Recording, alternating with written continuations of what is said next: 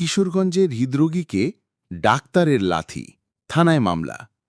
কিশোরগঞ্জ শহীদ Syed Nazrul Islam medical college হাসপাতালে এক হৃদরোগীকে লাথি মারার অভিযোগে তীব্র আলোড়ন সৃষ্টি হয়েছে। অভিযোগে তীর উঠেছে হাসপাতালের দায়িত্বপ্রাপ্ত চিকিৎসক ড মাহবুব আলম মিলনের দিকে।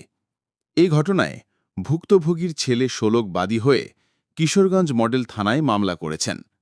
সোমবার ১ সেপ্টেম্বর দুপুরে শহরের ৩২ এলাকার বাসিন্দা ৬৫ বছর বয়সী মোমলদ মহসিন ভর্তি হতে জরুরি বিভাগে গেলে এ ঘটনা ঘটে।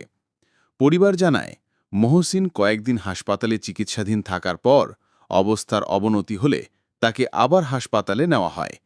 তবে কর্তব্যরত চিকিৎসক তাকে ভর্তি না করে শহরের একটি বেসরকারি ক্লিনিকে যেতে বলেন। এ নিয়ে তর্ক-বিতর্ক হলে ডাক্তার মহসিনের স্ত্রী ও মেয়েকে অশ্লীল ভাষায় গালিগালাজ করেন। এক পর্যায়ে তিনি চেয়ার থেকে উঠে রোগী মহসিনকে লাথি মারেন। এতে তার উঁড়ুতে রক্তাক্ত জখম হয়। পরে আনসার সদস্যরা তাকে উদ্ধার করে ভর্তি করেন। আহত মহসিন বলেন, হার্টের অসুখে অনেক দিন ধরে ভুগছি। আগের চিকিৎসায় টেস্ট আর ওষুধে প্রায় ৮,০০০ টাকা খরচ হলেও কোনো ফল পায়নি। আবার ভর্তি হতে গেলে ডাক্তার বাইরে পাঠান। প্রতিবাদ করতেই তিনি আমাকে লাথি মেরে ফেলে দেন। মামলার বাদী শোলক অভিযোগ করেন, আমার অসুস্থ বাবাকে লাথি মেরে আহত করা হয়েছে, মা ও বোনকে গালিগালাজ করা হয়েছে। পরে ডাক্তার টাকা দিয়ে মীমাংসার চেষ্টা করেছেন। আমরা এই ঘটনার বিচার চাই। তবে অভিযুক্ত চিকিৎসক মাহবুব আলম মিলন দাবি করেন, এটি শুধুই ভুল বোঝাবুঝি, আমি কাউকে লাথি মারিনি। রোগী ও স্বজনদের সঙ্গে সামান্য ভুল বোঝাবুঝি হয়েছিল। বিষয়টি থানাতেই মীমাংসা হয়ে গেছে।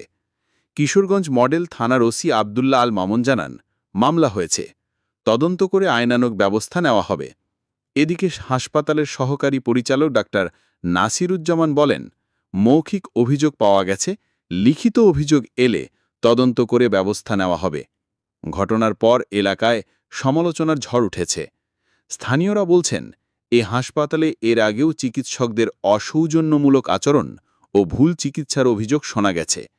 রোগীরা অনেক সময় অপ্রয়োজনীয় টেস্টে বাধ্য হন অথবা বাইরে ক্লিনিকে যেতে চাপ দেওয়া হয়। স্বাস্থ্য অধিকার কর্মীদের মতে, চিকিৎসকের দায়িত্ব হল রোগীকে সেবা দেওয়া। কোনো অবস্থাতেই গালিগালাজ বা শারীরিক আঘাত গ্রহণযোগ্য নয়।